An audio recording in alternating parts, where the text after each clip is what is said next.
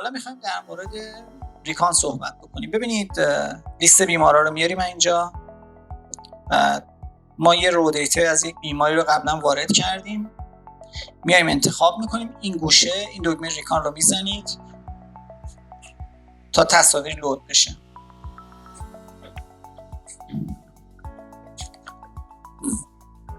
بعد که لود شد ما میایم یک ریکان جدیدی ایجاد میکنیم. فرقی نمیکنه، یک ریکان ایجاد میکنیم. نکته که تو ویدیوهای خود قسمت دستگاه گفتم، ببین ضربان قلب بیمار ما هستش، این بیماری که ما قبلا انجام دادیم. من اگه بیام اینجا رو باز بکنم، ببینید من اینجا رو دوباره یه توضیح میدم تا به اون تب ریکان برسیم. در ابتدا که شما اگر بخواید اسم این رو عوض بکنید، مثلا میتونید توی قسمت اسکن حتما باید عوض بکنید. اینجا فقط میتونید اضافه بکنید، یعنی توی اینجا میتونید یه چیزی رو بنویسید و اضافه بکنید. فیورت ریکان هم مثل دفعه قبله، یعنی شما یه چیزایی رو میتونید اضافه بکنید، دم دستتون باشه، دنبالش نگردید و ممکنه عوض بشه. من جنرال ریکان شروع میکنم. خب اسلایس سیکنس که معلومه، ضخامت اسلایس ما هست، اینکریمنت فاصله بین مقاطع هست، نوع تعداد ایمیج ها رو به ما نمایش میده، این تغییر میکنه بر اساس اینی که من دارم انتخاب میکنم. کامنت هامون هم میتونیم اینجا هر چی خواستیم بنویسیم، آی وی کانتراست، ویداوت کانتراست، اینا رو میتونیم حتی بریم سیو بکنیم بعدن انتخاب بکنیم. این از تب ریکان، جنرال ریکان. تب بعدی ریکان اند گو هستش. من توصیه‌ای که دارم تو دستگاه پلتفرم گو، همیشه بازسازیاتون رو از این ریکان، از این تب انتخاب کنید. چرا؟ ما اینجا استراتژی ریکان رو انتخاب میکنیم. ما چند جور تصویر نیاز داریم. یک جور تصویر سورس نیاز داریم که میخوایم خودمون روش کار بکنیم. همیشه برای داشتن تصویر سورس در پلتفرم گو، اینلاین ریزالت باید نان باشه، مولتی ریکان باید نان باشه و بعد میایم اینجا این هم آن باشه و میتونید بیاید ضخامت رو از 6 دهم تا 10 انتخاب بکنید. حالا ببینید من اگه بیام اینجا، اگه بیام کرنرهای بالا انتخاب بکنم، ببینید این مود ما چون مود سیکونس بوده تو دستگاه قلبی 128 تا پلتفرم گو، وقتی ما میایم مود سیکونس استفاده میکنیم کمترین ضخامتی که ما میده 8 دهم هستش. اگر مود اسپایرال استفاده کنیم مود 6 دهم هم به ما میده. من مثلا میام اینو 8 دهم انتخاب میکنم و اینو میذارم مثلا نصفش میذارم 4 دهم و بعد این اگه بزنم این تصویر سورس هستش، یعنی این دوتا نان، این آن، تصویر باز میکنم. حالا ما چند جور تصویر، یه مولتی ریکان داریم. بعضی وقت اگه نگاه بکنید اینجا ما یه اورینتیشن داریم، یه ایمپرشن. اورینتیشن یعنی جهت، یعنی شما میخواید 3 جهت بسازید، خب، یا 2 جهت بسازید. نگاه کنید، یعنی اینا جهت. ایمپرشن یعنی ریکان. یعنی چی؟ مثل وقتی که ما میخوایم مغز بسازیم. زمانی که ما میخوایم مغز بسازیم، مثلا میگیم آقا یه بون ویندو بساز برای ما، یه دونم بافت نرم مغز ساز. اگر دقت کنید تو پلتفرم گو هر جا که داره به شما اروری میده، خودش به شما میگه، ببین به شما میگه که برای این اسلایس سیکنس این کرنل رو نمیتونید انتخاب کنید. ببینید کرنل‌های بالا رو که انتخاب میکنید اجازه میده به شما. پس تمام اینا رو خودتون میتونید تغییر بدید و رفع بشه. یعنی من میام 2 جهت میسازم، اینم میاد برای من 3 تا ویندو میسازه. ببینید یعنی یه دونه آکسیال میسازه، ولی این آکسیال رو با 3 تا ویندو میسازه. ببین من میتونم هر کدوم اینا رو یه ویندو بذارم، مثلا اینو بذارم آنژیو، اینو بذارم بیبی اسپاین، هر چی دیگه مهم نیست. اینو بذارم ابدومن، کرنل هم بیارم هر کدوم یه چیزی بذارم. پس توی اینجا تو مولتی ریکان، ایمپرشن یعنی ریکان، اورینتیشن یعنی جهت. حالا یه جالبی که باز توی این دستگاه هستش و ما میتونیم استفاده کنیم، اینلاین ریزالت هستش. اینلاین ریزالت یعنی هر کاری که شما اتوماتیک به دستگاه میسپارید. تصور کنید سیتی که ما داریم انجام میدیم، سیتی اسکن، حتی تصور کنید واقعا سیتی اسکن کورونر هستش.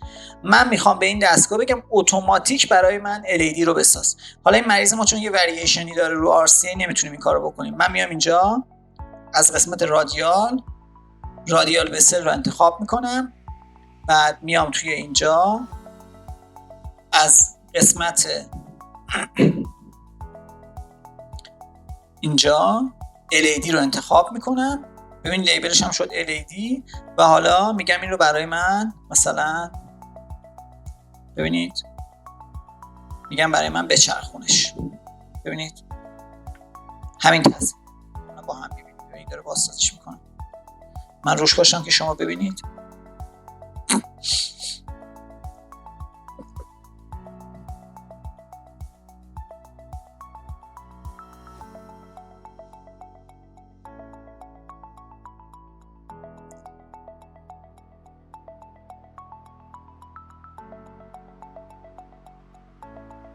ببینید من LED رو بر ما بازسازی کرد تو چند تا زاویه. این قسمت اینلاین ریزالت یعنی قسمت خود ریکاننگو خیلی مهم هستش. حتما این رو به خاطر داشته باشید شما و استفاده بکنید.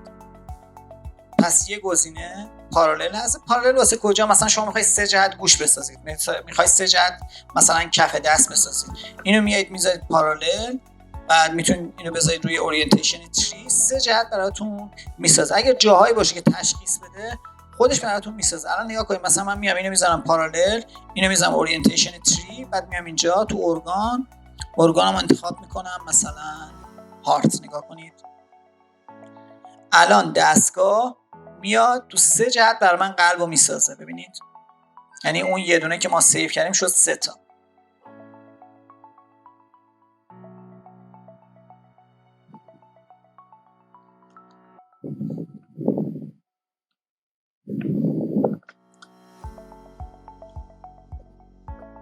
ببینید اومده 2 حفره 3 حفره و 4 حفره خودش قلب برای ما ساخته. ببینید تو اورینتیشن های بعضی رو دستگاه ها دارن. ببین مثلا میگم من اگه بیام اینجا ببینم این دستگاه مثلا چه آپشنایی داره. اگر بیام اینو مثلا بزنیم، پس اومدیم این انتخاب کردیم پارالل، اینو گذاشتیم 3 جهت. تو این آنالیزا جایی که اتوماتیک میسازه تشخیص میده. ببین مثلا شونه رو برای ما اگه 3 جهت بذاریم میسازه، بعد کلیه ها رو میسازه برای ما، و تو لاور اکستریمیتی زانو رو 3 جهت برای ما میسازه. خیلی کمک میکنه به انجام کار ما. پس ریکاننگو هم خدمتتون توضیح دادم.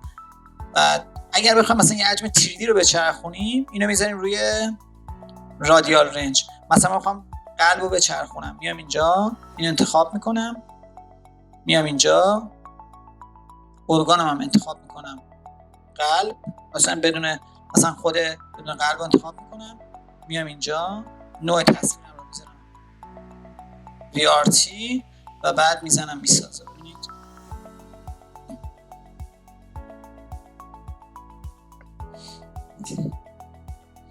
پس این قسمت ریکاننگو خیلی به درد شما میخوره تو بازسازی‌های مختلف با توجه به آپشنایی که دستگاه شما داره. این تصویری از این با تغییر جهت همین میتونیم مثلا من همین میام بیچرخونم. حالا برای قلب چیزی که مناسب هستش ما میتونیم بیایم اینجا اینو قرار بدیم، جهتمون رو عوض بکنیم، بذارم LAO کران. وقتی این کارو بکنیم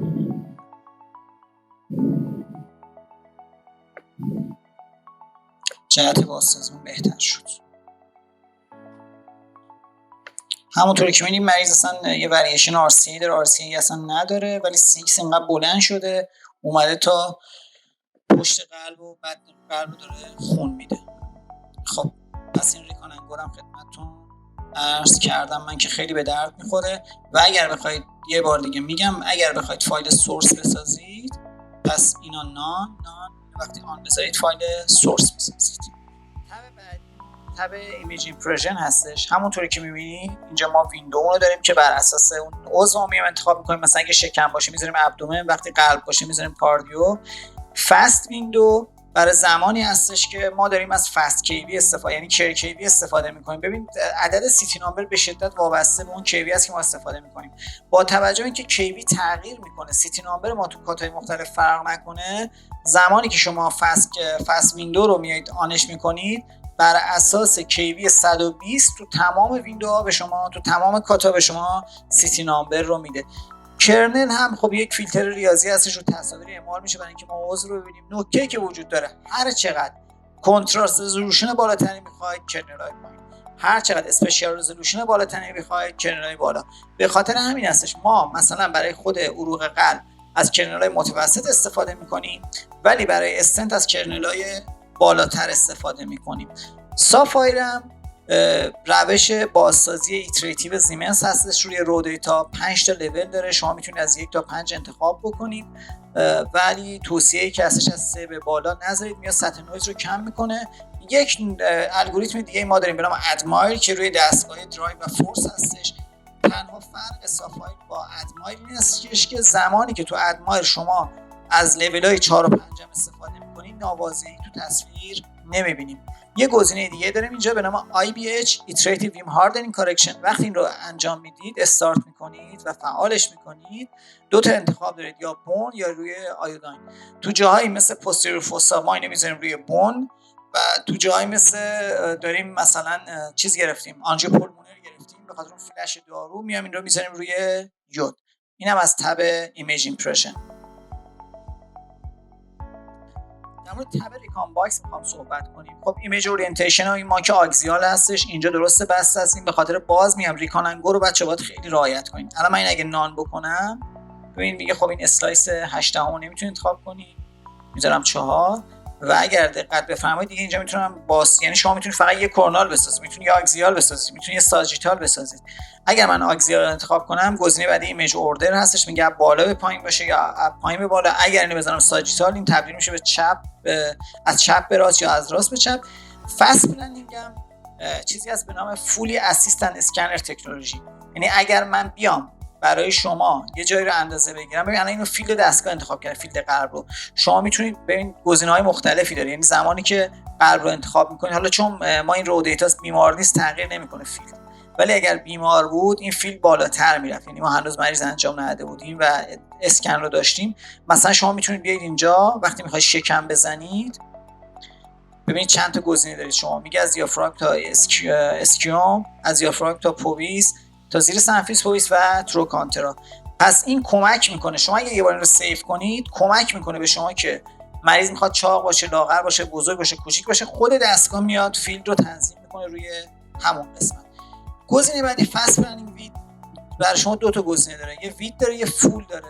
شما اگر روی فول انتخاب کنید، نگاه کنید از پوست میزنه بیرون، وقتی ویدو بزنید میاد روی همون ناحیه‌ای که شما میخواید و حتی میتونید اینا رو باز اگه خواستید تغییر بدید. حالا اینا رو ما روی مریضی که واقعا روی دستگاه تست میکنیم که شما ببینید. فست 3D هم واسه زمانی که شما میخواید 3D رو انجام بدید، تصویری مثل سورس بسازید، خودش میاد اون مقاطع اگزوسوشال کورنال دستگاه رو با اگزوسوشال کورنال واقعی موازی میکنه که تصویر خوبی داشته باشید. ماتریکس اونم همیشه 512 میذاریم، اینم همیشه نان اسکوئر باشه. اینا هم که بر اساس خود تنظیمات شما تغییر خواهد کرد. به ما چون این مریض رو گرفتیم و رو دیتا از وارد کردیم تو این دستگاه، خیلی نمیتونیم اینها رو باز و بسته کنیم. اگر دیتا گرفته بودیم میشد، به خاطر این ما اینا رو نمیتونیم تغییر بدیم، ولی حالا بعدا روی مریض واقعی تست میکنیم تا شما هم ببینید این رو. هر وقت هم یه ریکانی رو نخواستید پاک کنید، چون اگر پاک نکنید بعدا نمیشه مریض رو دیلیت کرد، نمیشه مریض رو ادیت کرد.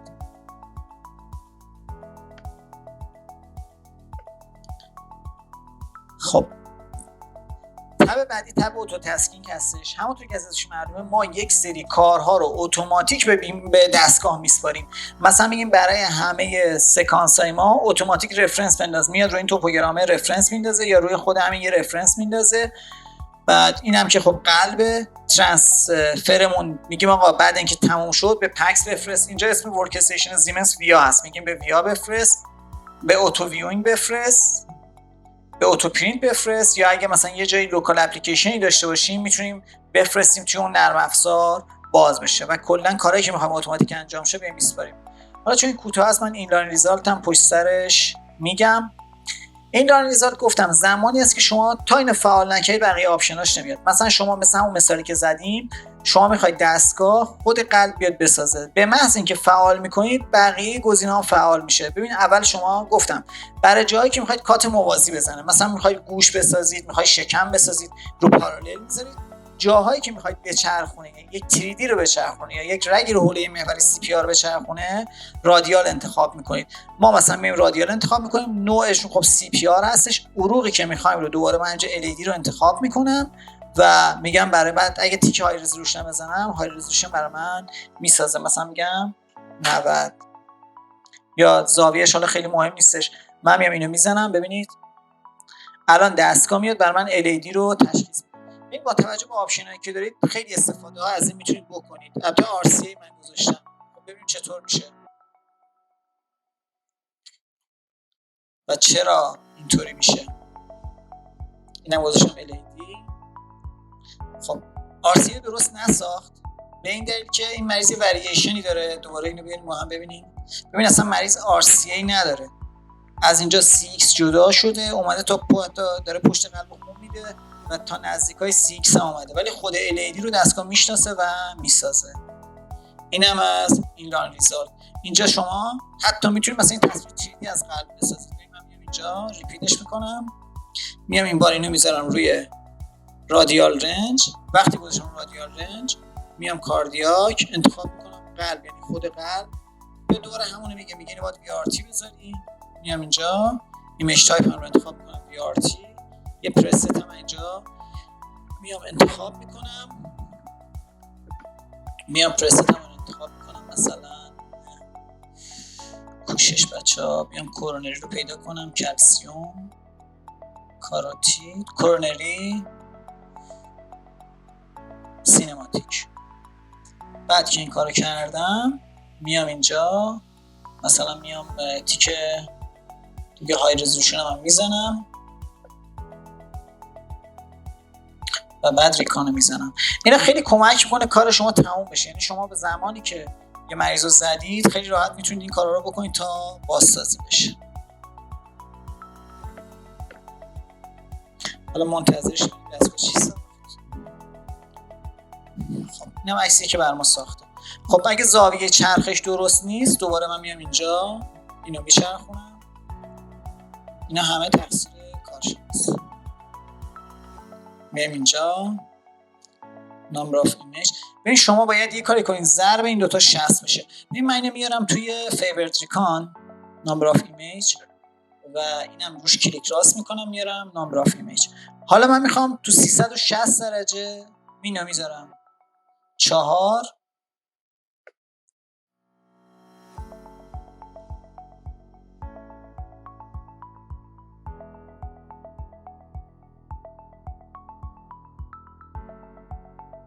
اینو میذارم 90.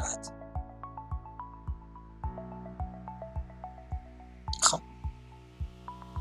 میام اینجا تو ریکامبا این ساجیتالم و این نوع ایمیج اورینتیشن برای قلب بهتره بزنم LAO کرون. نگاه کنید